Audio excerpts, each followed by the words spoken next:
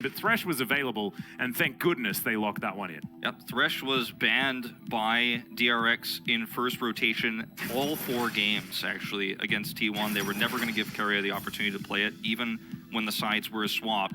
The response here is going to be the Udyr priority here with an early Jinx pick, and we have seen a lot more Jinx even without the Thresh as of late, and one of the pairings I was waiting for, and we finally saw yesterday, was that Jinx Tahm Kench. There is an opportunity for Life to pick it up, and he will. This is, I think, a very strong bot duo that we haven't really seen come to fruition until playoffs, and I was a little bit surprised by it, but you could see the power and the safety that this Tahm Kench brings to it, an otherwise immobile, very high scaling AD carry. Really liking the draft here so far for Gen.G. I feel like the Aphelios Thresh, you know, is still strong in its own right, but this makes a very fiery bot lane that could scale up extremely well. Yeah, it'll be fiery later, that's absolutely for sure, but I do really like the fact that the trade of these safety supports in the Tahm Kench Thresh is now a thing that teams have to watch out for. It's no longer ban the Thresh and then you're fine, you don't have to deal with these hyper carries, because we've even seen, you know, Jinx Rel work out relatively well. And see what does happen is that is a Zilean ban up against BDD, of course, one of his old favorites. Yeah. BDD and Bjergsen certainly sharing the pocket Zilean, as I thought I saw Keria's eyes widen when the Aatrox was banned, and thought he was copying me, because that is an interesting choice here, just wanting to deny a bit of early game power from T1. That is definitely the idea here, you know, and something that can happen oftentimes when you have control of the top side with Aphelios is you get that free lane swap, get a lot of extra farm. So we see the Scion ban coming through here now, and the Twisted Fate ban does show us that Gen.G are a little bit concerned about, you know, a similar draft that we saw in the Gen.G series where you see Faker on the TF, and then you have a controlling top side, you teleport, get kills on rotation, and start to really control the early game tempo. And both the Aphelios, or rather, both the Aatrox and the Twisted Fate bans kind of showcase that Gen.G is worried about Gen.G, or rather, T1, get my team names right here, T1 getting that early tempo advantage. And they want to play for this later Tahm Kench Jinx scaling. Looks like we're going to see some of that match, though, with Faker's Victor. Yeah, this is, the Orianna was probably the most obvious pick to come through here. It does synergize extraordinarily well with almost everything that they have going on right now, but especially the Udyr, being able to speed up the Jinx before she gets excited, also very, very powerful. And the Victor, of course, going to be locked in. Cannon finds it absolutely hilarious, and we'll see what he's actually going to pick up here to put towards the top side of the map. I mean, the Akali could have been a top lane pick, but, you know, I think you don't want to do that one blind here. It's just so risky. I mean, they banned the Scion away. Yeah, I want some CC. Yeah, I honestly, Gragas, I think, is a safe pick, and that's where they're going to go towards. That's because like the most CC in one champion. I love it. Perfect, thank you. I mean, that is strong CC. It's safe into almost every matchup you're going to face on the top side. And I wonder where Rascal goes as a response here, because, you know, it doesn't feel like there's really a great counter pick. Ooh, the Ornn would be a really big throwback to one of his stronger champions, historically speaking, and also would give this comp even more scaling power and team fighting prowess. And even though it's a rare pick here, and it's not necessarily going to be a banger matchup in the top side of the map, I really like Gen.G understanding that if they can have enough initiation and enough of a front line for Jinx to actually do that consistent damage, it is going to be very difficult for T1 to front to back. Well, I mean, it will be unless T1 just win the game in 20 minutes, because Gen.G are basically a no-rush 20 comp with this. I'm not sure how you're supposed to also pilot an Udyr in a comp like this as well, because it's going to be difficult to try and wrestle away any of this lane priority that Udyr does value so much. I think that the biggest power for Gen.G in the early game is going to be in the Orianna Udyr, actually, where you have to threaten Faker. Otherwise, I agree. The Udyr isn't going to have that much power early on, and it feels like the draft has kind of moved away from where it started here for Gen.G in a lot of ways.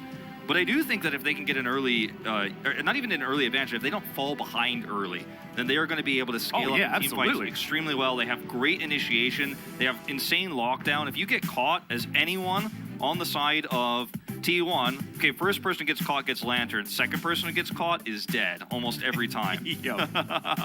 And if Keria is just unable to lantern some of these players away, I feel like it's super easy for objective control later on for Gen.G. Yeah, and look, if Carrier is using his Lantern on anyone other than Aphelios, then there should be a way for Clid to just run through and stop the Aphelios from being able to do exactly what he wants. Ornn as well, fantastic with that long-range CC with the Ornn. And this goes back to one of Rascal's picks, right? Before he was the Camille Renekton guy being aggressive in all of his lanes, he was Ornn one-trick for so long. He just loved jumping on this champion, but he's a very different champion. Do something to bring themselves back into this matchup, right? Because a rivalry that's one-sided isn't fun at all. But here we go, finally, onto the rift for T1 versus Gen.G.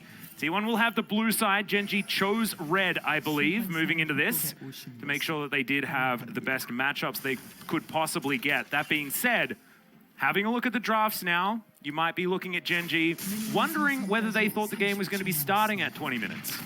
Because if it is, then they're going to look real good. And there is so much on Clid's shoulders to put out fires in this game.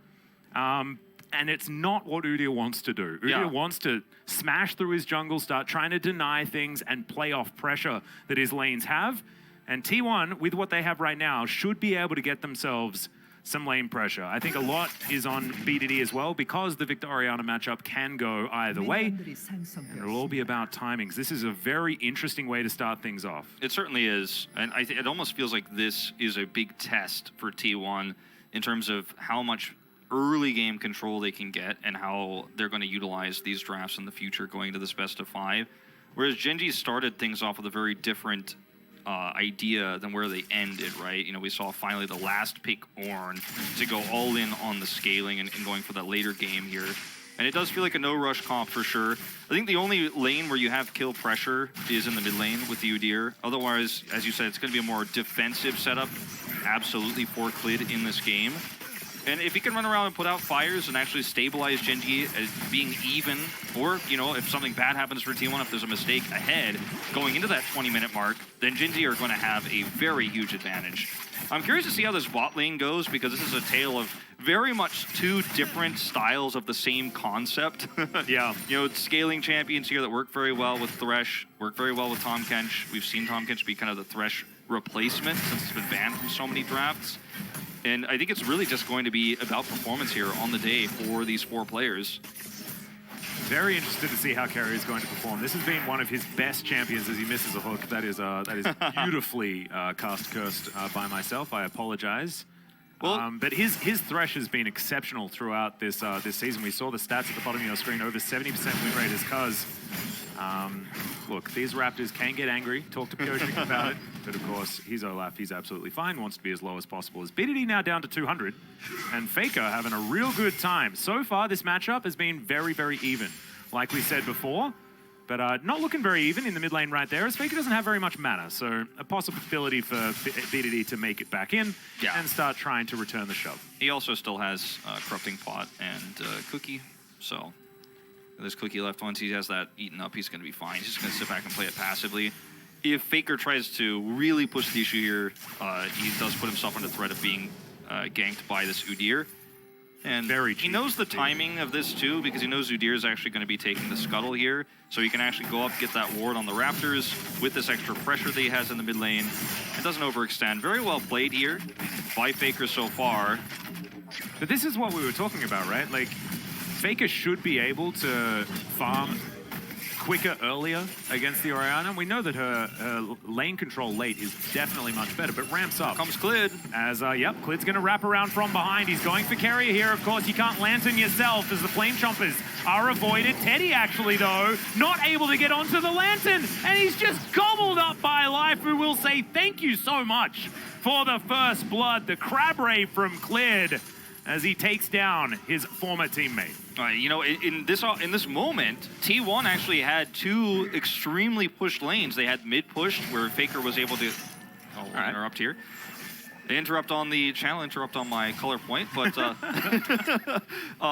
you know, they had that mid lane push, and it felt like T1 was so focused on getting value, that extra ward, and Faker was stepping back, and it felt like that was the place where T1 felt most vulnerable. They did not realize that Clid could wrap around their ward they have on the brush there in the river, take the long path, and then get that kill. Because they had that warded, they felt safe, but it was a really easy punish there. We'll watch it again. Look at the map here. Look at where Faker is standing, and look at where that ward is on the river. Clid goes all the way around, and they just have no idea this is coming, way overextended. And it's just a really easy cleanup from here. Teddy is chain CC'd, and there's nothing Keria could do for him. Yeah, body blocking Lantern as well was really clever there from Gen.G. However, I thought that, you know, Teddy had an opportunity to take it a little bit earlier, but Keria holding onto his flash, not actually using that in order to create extra distance so that Teddy could have then pressed the button. So maybe that was what they were waiting for, just didn't quite get their opportunity. Definitely a great start here for Gen.G though, and if they can continue to play like this, then like this is already like a hard outscale in the draft, right? So getting that kill is even more valuable. And it just feels like, you know, where T1 are trying to get this extra strength in the bottom lane might be a little bit overzealous, right? I mean, if you end up getting caught a second time, then things, I mean, the game could just end basically. So you have to be really careful here. A lot of extra warding from Clid. You know, in this early game, as you mentioned, he has to play kind of defensively, generally speaking. The fact that he got, you know, helped get a kill at all is pretty insane at this stage, and he is able to clear away a lot of that vision. And you're always kind of scared of Olaf trying to take an early Drake, so this is what Gen.G is posturing around right now. They spot the Olaf, he clears the ward, and they just do not want T1 to have the opportunity to try to double objective, get the Drake early to then try to turn that into a Rift Herald advantage. That goes wide. Yeah, and we've also got Cuz going back now as well, almost conceding control of this bottom side, and Keria finds an auto, not actually looking for a hook just yet, as Cuz just happy feeding, waiting for his Croak Camp to come off cooldown. And this is an opportunity for an early Drake for Gen.G, in fact, as Rascal is looking for some extra damage. But look at this, like, you know, versus an Olaf, you don't get this advantage all too often, but with Gen.G having the opportunity here to clear vision with the Udyr pick, there's just no way that you can safely come over and deal with this as T1. They didn't have bot priority, and now Cuz is here. Yep, Life is gonna flash.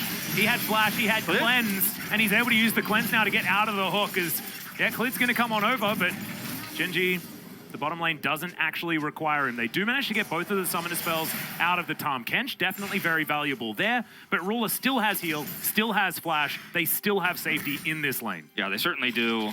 And unfortunately, T1 aren't able to turn this Drake take into a punish, right? So Clid gets away with it. They're able to get an early advantage here. And now T1 can't use this Olaf pick to get that double. Oh, Faker. Yeah, shockwave from BDD. Gravity field goes down. That's going to block BDD from getting on through. But he nails the cannon minion.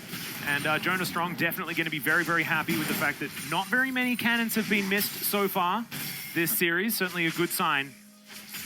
As, yeah, Faker and BDD, a tale as old as time between these two. 3 CS.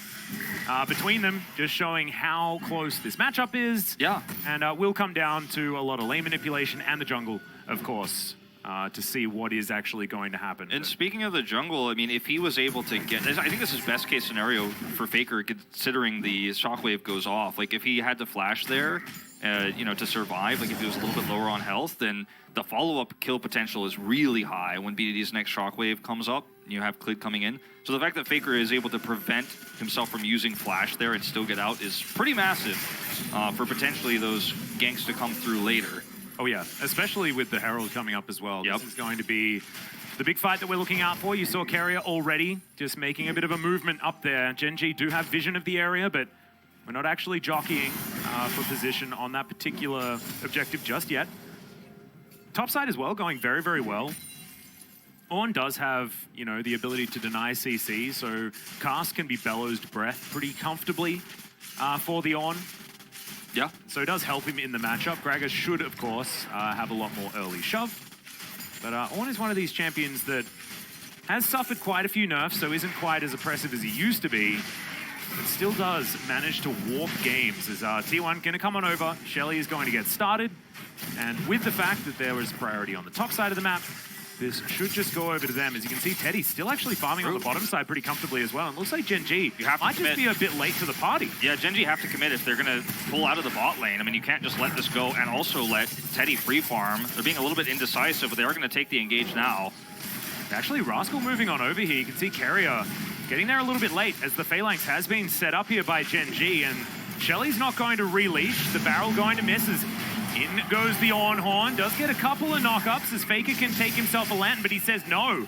He wants to just get damage here onto Gen.G. And Teddy's coming up. yeah, T1 have taken it back, but Shelly did reset. Now Ruler's turn to come on through. Super Mega Death Rocket at the ready here. This is basically a ring around the rosy here for Gen.G. They're not able to take the Herald themselves, but they can deny it multiple times here from T1. Yeah, getting control of these chokes as well is just so easy for BDD at the same time. He's got that Shockwave at the ready. There is no Ornhorn, but he did manage to take down the Herald. To see whether any of these kills do come down. In a little bit of trouble is the Olaf as the eye is taken. 3-man Shockwave from BDD is huge, but now Rascal out of position. Super Mega Death Rocket body blocked by Carrier, cuz would have been very, very close to taking him down there, as it is going to be secured by Gen.G. I actually missed seeing who managed to pick that one up, but it's Life that goes over and collects it. It's Life, yeah, who takes it, but it was really well played by Gen.G. And Gen.G did a lot of really cool things in this exchange, right? I mean, I guess we might not really get a replay of it because it was not that bloody of a fight. But of course we will. It's a fight where Gen.G had a lot of vision manipulation. They sent Ruler back to lane, but they sent him actually away from vision. They didn't send him through the river, they sent him on the safe path. So T1 had to back off of the Herald the first time because they thought, well, we can't just leave Teddy in the bot side and then 4v5. So they backed away, you got the reset, then you see the rejoin from Ruler, and he's in a much better position to actually help contest. The Shockwave was pretty amazing there from BDD as well at the end to help them get away safely. Yeah. So bloodless take here, but it's very much Gen.G playing the macro game extremely well. They get away with both objectives early, and this is not what we should be saying about their comp. You called it a no-rush 20 comp. The fact that they have this much of a lead and this much control early on is very concerning. Yeah, and it's not like, you know, T1 are all in on early game. I mean, they are as far as the jungle is concerned, but they do have a lot of scaling themselves. It's not ludicrous. Yeah. However, I mean, they have a Victor Aphelios. however, when you factor in like Jinx, Orianna, Ornn, I mean, if you can't call that a late game comp, then I don't know what you Their late game is you know? stronger, right? Gen.G definitely has a stronger late game. I think most would agree, Yeah. with the Ornn in particular. But it's like if you take scaling light into ultra scaling, it does get rough. As ultra Here's Clint. rated, yeah, Clint here. going to come on through. He's got the flash, and Fake is going to answer instantly with his own. And that's, remember that flash I talked about earlier? Like, Faker knew it was coming. He's so smart. Super mega maybe rocket. Remember when I said Faker didn't use his flash earlier? You know, if it's not there in this case, he dies, right? Oh, yeah, That's what I'm 100%. talking about. Like, the kill pressure in the mid lane is so scary.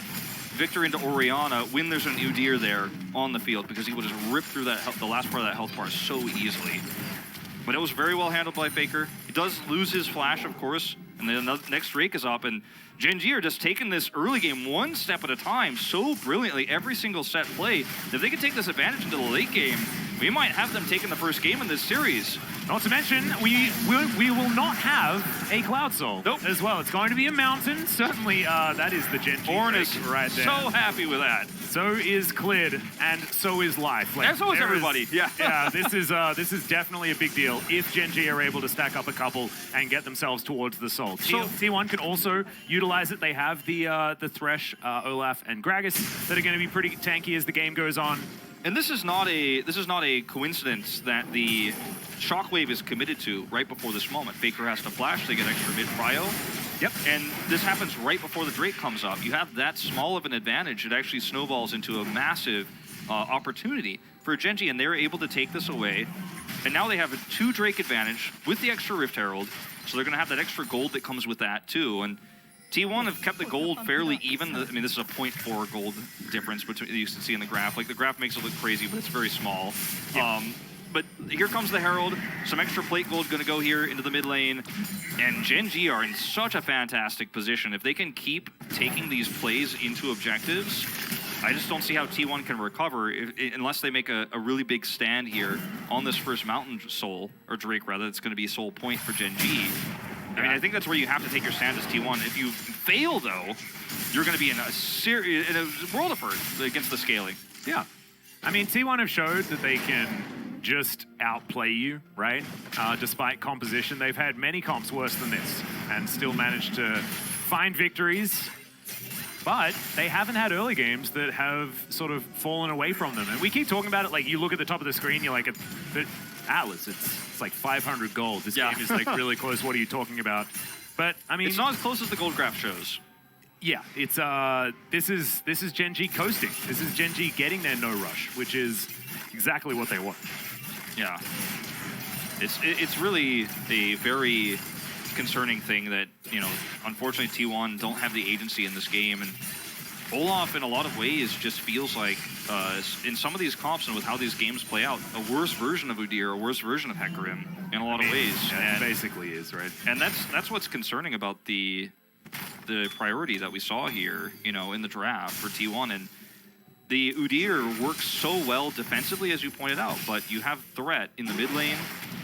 And Victor is one of these champions that you pick for scaling, but when Gen.G go all in on scaling, it doesn't feel as good anymore. Yeah. And when he's being threatened and unable to join these early team fights, it just feels real bad for T1. The Drake advantage means that Gen.G 2, if they do end up losing a team fight in these upcoming next objective fights, they have kind of a buffer zone where they're still going to be okay. Whereas T1 doesn't really have options to give up Drakes anymore. They have to fight. Yeah, I think they can give away one more maybe, but if they give away Soul, like, it's feeling real Dunzo as Cuz going to run on forward. Strikebreaker utilized in a very early Ragnarok, but 2 versus 3, they were never really going to get too much done there. And you can see Rascal just continuing to be absolutely fine in this matchup. Yeah, and look at, I mean, when you make a play like that as Gen.G, worst case scenario, you're going to force either Cuz's ultimate, you might get Faker's flash, and if you get a kill, you get the tower, you know, you get the whole turret. And it's not like they sent Ruler. He's still free farming on the bottom side. You're forcing T1 to make defensive plays and rotate around the map while also losing nothing. Gen.G have taken this comp that scales really well, but have utilized it as an early to mid-game comp so extremely well that they have always in this game such an inherent tempo advantage. Speaking of which, now they are able to rotate over to the Rift Herald, look for a second one here. And T1 just can't really easily get over here to deny this. They're caught in an awkward back timing. Yeah. It's just like, I don't know. I don't know what Gen.G are going to be able to do here to, what T1 are going to be able to do here to try and stem the bleeding, right? Because they need to get this game moving in their direction, and they need to do so extraordinarily quickly. Rift Herald could be an opportunity for that. And, you know, some item timings have come in. You have the Leandries picked up on Faker. He's got his Mythic together, and that cannot be said so much for BDD, who may have to look for a reset before they do go for any of these fights. We do have the Frostfire Gauntlet to come through from Rascal, and these ornaments are not far away. Yeah, that's really when not. you start really seeing these two teams, you know, drift apart when it comes to, you know, the gold difference, because the amount of value that you get from those items is so high. And also, too, if Gen.G get this Mountain Soul, then it's going to be much more difficult to pick a target with a cask, for example, in a team fight. Whereas the Ornhorn is always going to be extreme value, even in terms of its ability to zone and help peel for Ruler's Jinx to pop off. She's going to have, you know, an Ornn ornament later on, too. Gen.G lost vision control over this Drake, which is extremely critical. T1 were able to take that away, bring that reset. So this is actually pretty massive. T1 have a great opportunity to force this fight on their terms for the first time in this game. Cuz standing at the front, you've got Rascal in pretty good horn position as Ruler out of the fight for the moment. And T1 are going to start this one up. Ruler now just going to move on over with the rest of his team. Gets through unscathed as another control ward goes down. Gen.G have picked up the aggro, and you can feel just how much both of these teams know the importance of this position. In comes the Ram, looking for Cuz, who does throw down the Ragnarok, but no way can he get into position. And T1 are going to give it away. You can see they were like, nope, it's a little too dangerous. Losing a fight here would be catastrophic. Yeah. We have to give it up. And that's why it feels lose-lose for T1 in this game, Atlas, because you give up the Drake here. That's a massive advantage for Gen.G. They're on Soul Point now, and if you try and lose the fight, then you lose the game like at that moment, right? But now it feels like you're just losing the game slower. But I think it was the right call to back off. I mean, the Ornhorn They had alone, to, right, yeah. The Ornhorn alone just makes it so you can't even attempt to contest, and that's the power, even before we get to the Supreme Late game, of Ornn in these 5v5 fights. And Gen.G might not have been in a position to actually force this fight on their terms if they were behind earlier, and they just have been so stable and so slightly ahead in every tempo occasion that they're in a good way. Now, Teddy's getting a lot of value here, by the way. A lot of extra gold going to this Aphelios in bot lane. I mean, look at the top lane. Same thing's happening on the other side. So trading evenly, it's absolutely not what you can really do, right? Because Gen.G just look like they have this composition that should be able to cruise towards easier and easier team fights in the later stages of the game. And this, barring like a miracle Yeah, for T1, right? I agree, and Alice too. This is against what we've been seeing from T1 a lot of the season is taking a really strong, aggressive draft and taking a tempo advantage. And it feels like when well, I mean, like it's not a tempo draft necessarily, right? Yeah, exactly. It's just less scaling than what Gen.G has. Yeah, and they seem to not be able to force fights in these situations where they're trading down a chess piece basically in this game. Yeah. And if you do this for too long, when you're also down 3 Drakes, you're going to have a very serious problem ahead. And it feels like procrastination almost here for T1. But the more you think about what T1 could do proactively, when you look at their comp, they don't have great options. It's an Olaf who has no kills and no assists early on. You don't have a comp that can actually be proactive realistically here. So it's a big problem. It feels like not anymore. As Teddy's going to pick up a lantern, move back towards this mid lane. Mid control is looking to be where it's at as we tick over to 20 minutes. I don't think either of these teams are going to be taking any Barons anytime soon. I think the next fight is going to be in 2.5 minutes. Yep. When this Mountain Soul is available for Gen.G and T1 wanting to deny it. Hook going to go wide. Under Clid there, who's very, very fast and is pretty capable. They have face checking right now. They have forced so many early Ragnaroks out of Cuz too in some of these skirmishes. And had they forced one there, I think it could have been a push to actually drop the Rift Herald, but they are fairly conservative here instead. And remember, they still have this second Rift Herald, which they can use upcoming here to get that extra Drake prio. That's sometimes what the Rift Herald, the second one, is used for, is actually just a little bit of extra control around the objective. It doesn't give you as much gold because the plates are down by that time of the game. No, but it gives you shove in a lane. Exactly. And I think you're exactly right. Certainly could be an opportunity. We'll see whether it's actually going to be up at the right time. I think it might be just it's a little off, I think. A little bit too early, yeah. As Rascal does tidy up the Gromp, and we'll just move back to being ahead in lane by about 10 CS right now. At this point in time, it's more just a statement of how this game has gone rather than how the lanes have gone, because of course 21.5 minutes, it's not really laning phase anymore. But this feels like the old days of LCK, right? A 22-minute it's old Gen.G, right? Yeah. This is exactly what it is. The team that felt inevitable, the team that played so boring, but was always able to find these late games, and teams weren't punishing them, right? Yeah, and sometimes, you know, if you're T1, you do get a little panicked, right? I mean, not T1 in particular, but teams in this similar situation might feel the need to fight. And no, but they have that need. That need is there. Yeah, it's not fake. It's real. Yeah, and I think T1 have actually shown really great discipline, even though they are getting choked out of this game. It feels like T1's game plan is to take one really big decisive fight when they see an opportunity. They're waiting for a big mistake out of Gen.G, and it's not proactive play, and it might cost them this first game, but I think given the situation, it's correct, because if you make one wrong move, the game literally will end. You cannot recover if you lose one team fight as T1, so you just have to wait for opportunities, and their comp just doesn't have great initiation to set up for it. A cask isn't going to be enough, especially if they give up this Drake. And, I mean, the Rift Herald is going to be at that timing right now where they can try to push it through. Yeah. It'll be just destroyed instantly, but it's going to give them a slight edge here. But, I mean, all of this tussling, I mean, you guys might meme about the K-Ram and things like that. Control of the mid lane is so important. Clid puts down the Rift Herald at the last possible second, and now Shirley is going to help them be able to move into this river, grab the control that they can get. He pushes it at the back, so it actually is the most threatening with the wave. So they actually have to respond to this T1 to, instead of just pushing at the front, it gets a charge even, because T1 cannot give up this position. Yeah, Fake is actually there just to try and tidy it up, but now it's a 5 versus 4 here in theory. See whether Faker can get over in time. Body slam onto Rascal. Gonna get knocked up though is Canna. Takes some rocks, able to utilize his stopwatch to avoid the shockwave, and now no shockwave is a huge deal. That's a great trade for T1, but isn't enough. Baker's going for a huge flank here. Yep, Call of the Forge God is available. Clid felt something in his waters. Spots Faker going for the slight flank, and now he's looking to close in. We'll see where Gen.G are going to put themselves in this particular moment. I love the harass coming through from Faker here on the left side. He's just out of range of getting picked, and now T1 have reset the Drake, and they actually have priority here. Look at where Kana is. He's in such a great spot. This is beautiful from T1. Yeah, we'll see whether he can actually blast cone over. As you can see, he's going to get tongue lashed as now Clid getting on in there, not going to be able to find the smite. Now they have thrown his life away. The Devour is going to be available as Teddy. The close range weapons are so scary. The cast comes out, but the blast cone keeps Rascal alive after the flash. This fight from T1 was exactly what I'm talking about. You play safe, you wait for a mistake, you wait for an opportunity. The Shockwave was Gen.G's best tool of wrestling that control away. They stopwatch it, they push in forward, they put Faker on the left side there because they know that Gen.G cannot commit to chase him or they're going to lose the Drake no matter what. And I think you're willing to give Faker's life for that exchange if you have to, but they don't have to. Faker pushes the envelope so hard on the left side of that flank there to do that extra damage, while meanwhile Kana gets control of the top, gets set for a cast. That was so well played from T1. And again, it's a killless fight, but they're able to wrestle control of the Drake away. And T1 is so good at these high pressure situations. I'm very impressed with how they handled that. No, it was well played.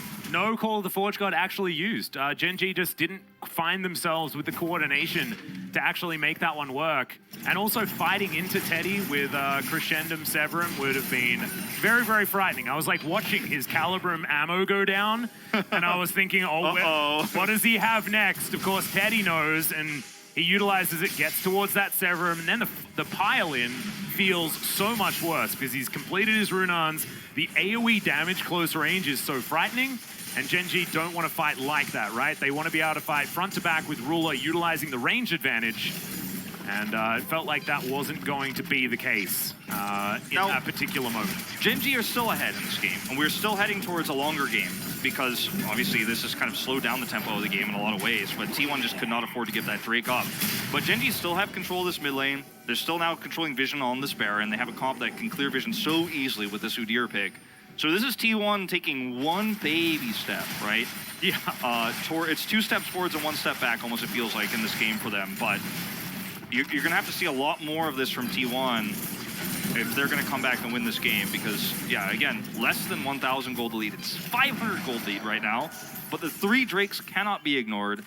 And the scaling that we've talked about, that we've beaten to death, you know, in this cast, is just a huge factor. It's an elephant in the room. This Kana's not going to get this, sadly.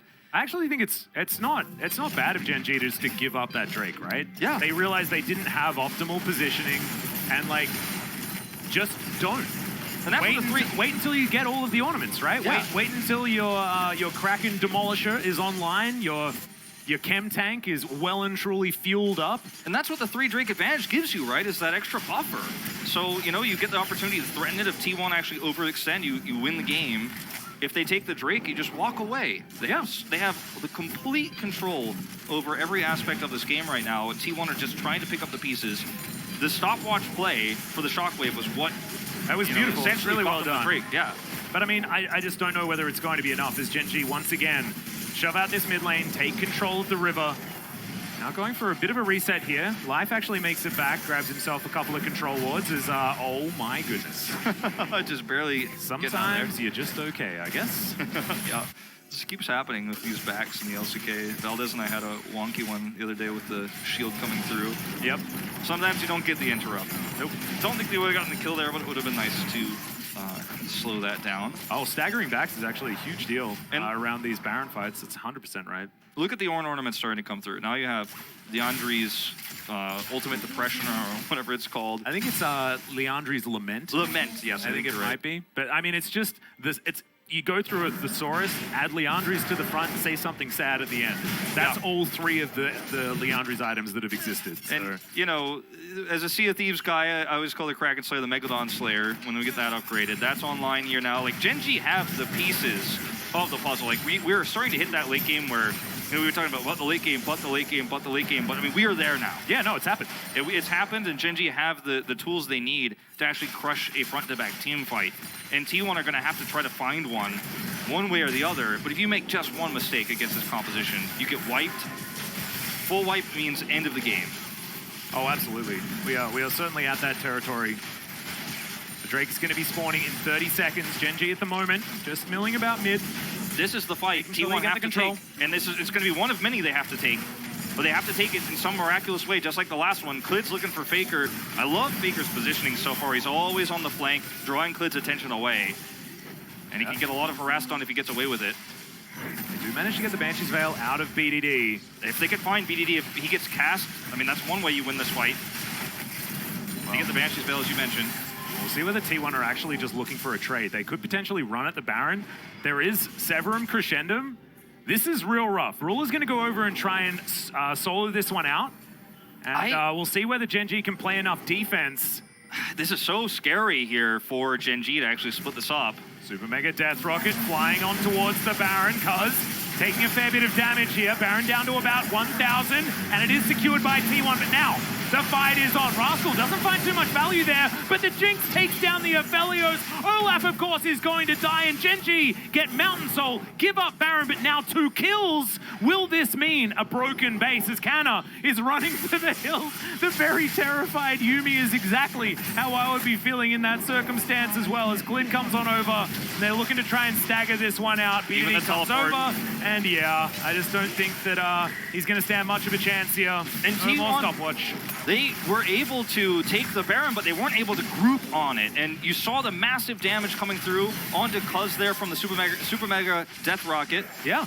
Which is very difficult to say. I mean, like the Ziggs Jinx combo, just Mega Inferno Bomb, Super Mega Death Rocket, like, there's too many. Watch this though. T1 are not fully grouped. Faker isn't here, and you see that Kana is on the edge. He's trying to deny them from taking the Baron away, but I think he should have probably been on the bottom side of the fight, trying to make sure they don't get wiped. Like, Teddy is in a Baron pit by himself, and when he's done, this fight is done. And sure, you get the Baron, you trade it here, but the fact that Gen.G were so proactive about getting in there and trying to cut them off, preventing Faker from getting in, is why this play worked. I thought Gen.G was actually taking a huge risk in this because they could have actually just forced the fight on their terms 5v5, and to split gave T1 the opportunity to take a 5v3, but it just didn't work out because Faker couldn't rotate in. Kana was more on deny duty than peel duty, and Teddy just was instantly blown up. And Gen.G now 4-0 in this game. They have the Mountain Soul. And sure, Baron buff, you've got it, but it's a negative power play. And it feels like Gen.G just have the keys to the Nexus at this stage.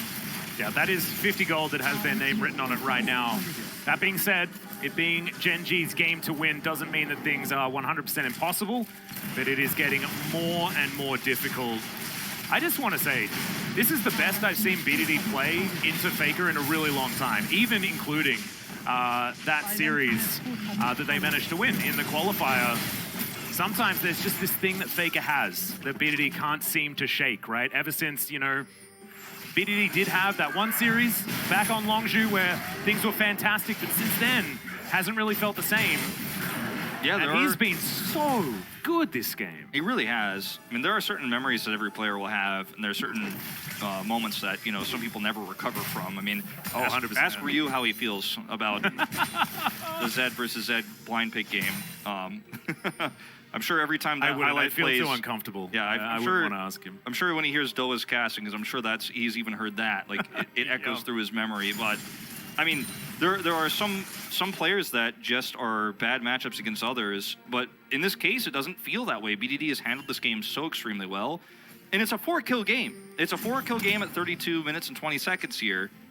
And it's just been Gen.G having such an early tempo advantage with a comp that scales better and against a comp that has no agency to initiate and try to stop this runaway train that's off the rails now. Yeah. And Gen.G with all this extra shielding makes it even more difficult for T1 to potentially pick someone. They have such a great front line. It just feels that in this game, Gen.G are so inevitable. T1 have no options here. They're going to hope for another team fight, but that's all they've got. That's their one last chance on this Elder Drake.